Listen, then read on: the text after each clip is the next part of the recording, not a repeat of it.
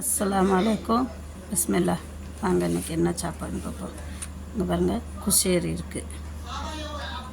இருக்குது, இங்கே மக்கரோனா இருக்குது, இங்கே மிரண்டா இருக்குது, இங்கே ஒரு தப்பூலான்னுவாங்க, தப்பூலா. இது வந்து ஷோர்பா, இது வந்து சலடு, இது வந்து மர்கூக்குன்னுவாங்க.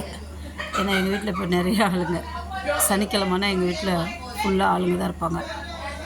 இது வந்து குஷரின்றது பருப்பு, சேமியா, அரிசி இது எல்லாம் போட்டு ஆக்குறது. இது உங்களுக்கு தெரியும் மக்ரோனா. இது வந்து மர்கூக்கு.